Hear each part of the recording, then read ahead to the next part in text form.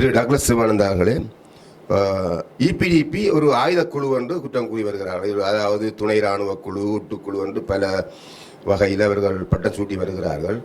உண்மையில் நீங்கள் ஒரு கட்சி தலைவரா அல்லது ஒரு ஆயுதம் தாங்கிய இயக்க குழுவின் தலைவரா?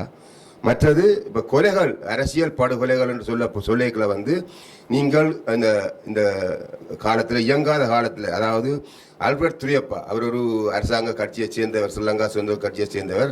அவருடைய காலத்திலிருந்து தொடர்ந்து சிங்கள கட்சியை சேர்ந்த பலர்கள் கொல்லப்பட்டு வந்திருக்கிறார்கள். அதில் நான் குறிப்பிட்டு சொல்ல போனால், ஆல்பர்ட் துரியப்பா அப்புறம் குமாரகுலசிங்கம் என்கின்ற நல்லூர் நகரசபை சேர்ந்தவர் கொல்லப்பட்டார். அதுக்கு பிறகு ராஜசூரியர் என்கின்ற ஐக்கிய தேசிய கட்சி அமைப்பாளர் கொல்லப்பட்டிருக்கிறார். புலேந்திரன் எம்பி கொல்லப்பட்டிருக்கிறார், ஐக்கிய தேசிய கட்சியை சேர்ந்தவர். ஸ்ரீலங்கா சுதந்திர கட்சியை சேர்ந்த வினோதன் கொல்லப்பட்டிருக்கிறார். மற்றும் அரசாங்கத்துக்கு ஆதரவாக இருந்த லக்ஷ்மண் கல்ராமர், ஜெயராஜ் பிள்ளையாக வரிசையாக கொல்லப்பட்டிருக்கிறார். 2009ஆம் ஆண்டு வரை இந்த கொலைகள் தொடர்ந்தவண்ணம் தான் இருந்தன. இன்று அந்த கொலைகள் இல்லை. இது பற்றி நீங்கள் என்ன கூற விரும்புகிறீர்கள்? அதாவது இப்போ நீங்கள் பல அரசியல்வாதிகள், பல அரசியல் பின்னணிகளோட இந்த கொலைகள் நடைபெற்றிருக்கின்றதாக சொல்லுகின்றீர்கள். அதாவது இவற்றுக்கு பின்னணியாக பிரபாரனுடைய தலைமையிலான அந்த இயக்கம்தான் இந்த கொலைகளில் ஈடுபட்டிருக்கிறதாக உங்களுக்கும் தெரியும், எனக்கும் தெரியும், எல்லாருக்கும் தெரியும். அப்போ இந்த இபிடிபியை பொறுத்த வகையில் அது ஒரு இபிடிபி இல்லை. நான் ஈரோஸுக்கு முதல் ஒரு இள விடுதலை இயக்கமாக, அப்புறம் ஈரோஸாக, அப்புறம் அதுக்கு அப்புறம் இபிஆர்எஃபாக நாங்கள் ஒரு ஆயுத போராட்டத்தில் ஈடுபட்டது எங்களுடைய மக்களை பாதுகாத்து மக்களுடைய நலன்களை முன்கொண்டு செல்வது தான் எங்களுடைய நோக்கமாக இருந்தது.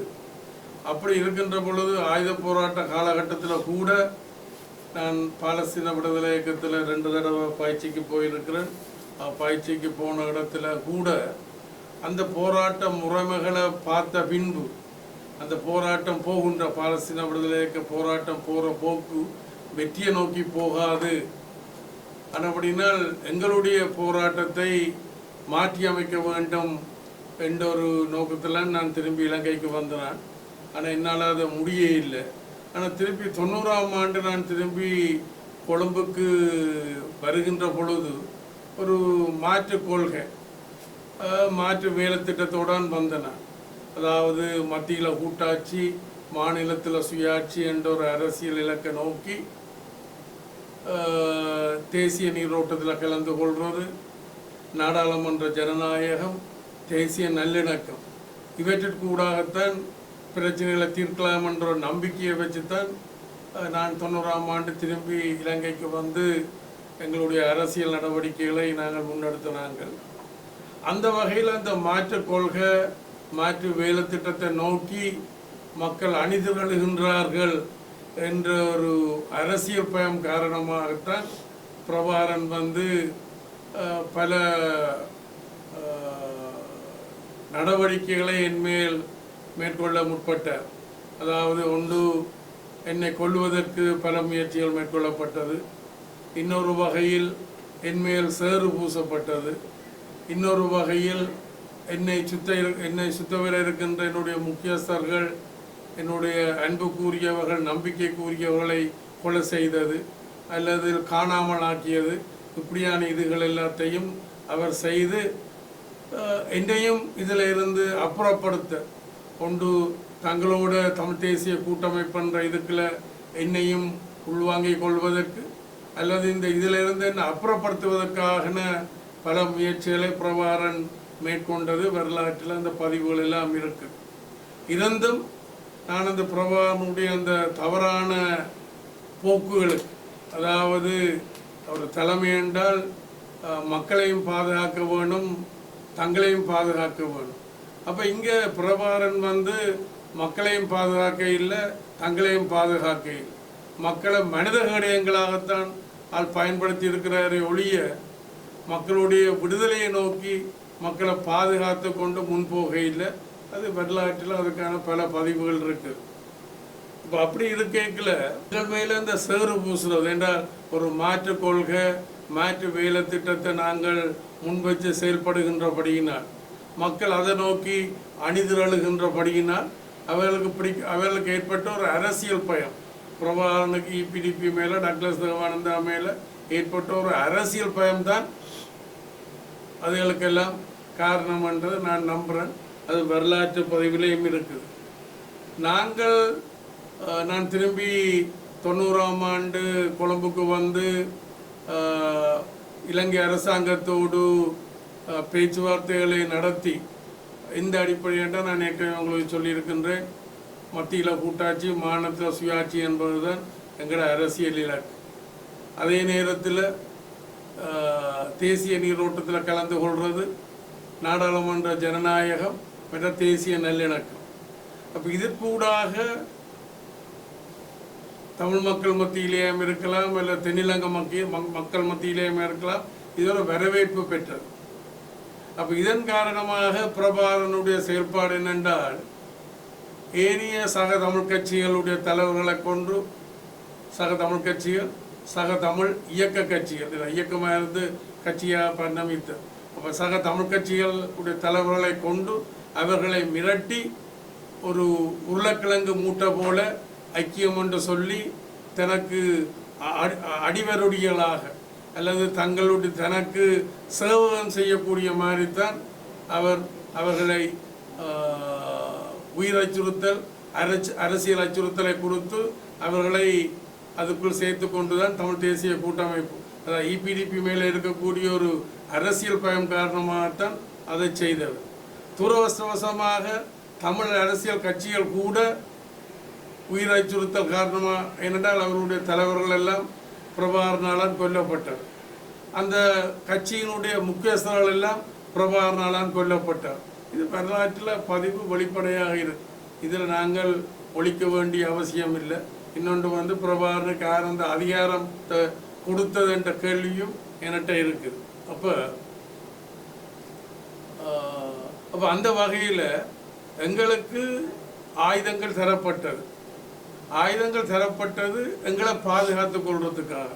என்ன மாதிரி 70ஆம் ஆண்டில் ஆரம்பத்தில் ஜேவிபியினுடைய பிரச்சனை இருந்ததோ, அதுபோல் 87ஆம் ஆண்டு என்ன மாதிரி ஜேவிபியினுடைய பிரச்சனை இருந்ததோ, அந்த நேரத்தில் தென்னிலங்கை அரசியல்வாதிகளுக்கு அன்றைக்கு இருக்கக்கூடிய மாறி மாறி வந்த அரசாங்கங்கள் அவைகளை பாதுகாக்கிறதுக்காக அவைகளுக்கு ஆயுதங்கள் கொடுத்தவை. அதுபோல் பிரபாகரனுடைய பிரச்சனையிலையும் இபிடிபிக்கு மாத்திரமல்ல, சகல தமிழ் கட்சிகளுக்கும் ஆயுதங்கள் தனிப்பட்ட முறையிலையும் கொடுத்தவர். அதே போல் பாதுகாப்புன்ற வகையில் படையினர் ஒன்று போலீஸார் அல்லது எஸ்டிஎஃப் அல்ல அதுவும் கொடுக்கப்பட்டது. அப்போ இது இபிடிபிக்கு மாத்திரம் கொடுக்கப்பட்டதல்ல. ஆனால் நான் ஆயுத போராட்டத்தில் ஈடுபட்ட காலத்திலே நான் தெளிவாக இருந்தேன். அதாவது கத்தி என்றால் வெட்டும் கொத்தும் குதரும். இந்த கத்தி யாருடைய கையில் இருக்குது? கொலகாரனுடைய கையில் இருக்கிற கத்தி உயிரை போக்கும், பறிக்கும். வைத்தியருடைய கையில் இருக்கிற கத்தி உயிரை பாதுகாக்கும். அப்போ ரெண்டும் வெட்டுற தொழிலை செய்தாலும், கொலகாரனுடைய கையில் இருக்கிற கத்தி வெட்டுற தொழிலை செய்கிறது உயிரை போக்குறதுக்காக, வைத்தியருடைய கையில் இருக்கிற கத்தி வெட்டும் உயிரை பாதுகாக்கிறதுக்காக. அப்போ என்னுடைய கட்சிக்கு தரப்பட்ட அந்த ஆயுதம் என்பது தங்களை பாதுகாப்பதற்காக, தங்களோடு இருக்கக்கூடிய மக்களை பாதுகாப்பதற்காக. இதுக்குத்தான் நாங்கள் கடந்த காலத்தில் அதை பயன்படுத்தி இருக்கின்றோம். 2009 நாங்கள் அந்த ஆயுதங்களை மீண்டும் கையளித்து விட்டோம். அப்போ புலிகளுக்கும் அரசாங்கத்துக்கும் இடையில் பேச்சுவார்த்தைகள் நடக்கிற நேரத்தில் ஆயுதங்களை கொடுக்கறதும் ஆயுதங்கள் எடுக்கிறதும் ஆன இதுகள் வரலாற்று பதிவுகளாக, சட்ட பதிவுகளாக இருக்கின்றது. மறுபடியினால் அதாவது அறியாமையில் மாத்திரமல்ல, உண்மையாக விளங்கி கொண்டும், அதாவது இன்றைக்கு எங்களோட மக்களை பொறுத்த வகையில் அது பிரபாகரண்ட இயக்கமாக இருக்கலாம், அல்லது சக தமிழ் கட்சிகளாக இருக்கலாம்.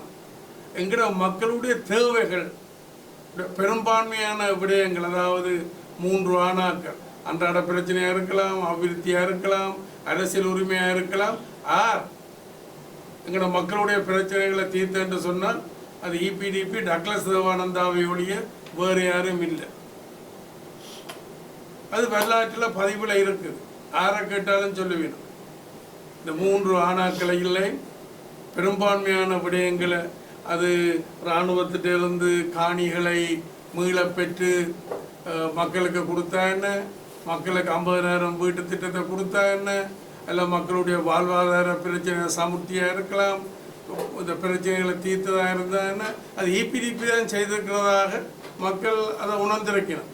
அந்த உணர்வினுடைய அந்த வெளிப்பாடு தான் இன்றைக்கு நடந்து முடிஞ்ச தேர்தலினுடைய பின்னடைவு காரணமாக முணுமுணுப்புகள் வெளியில் வந்திருக்கு.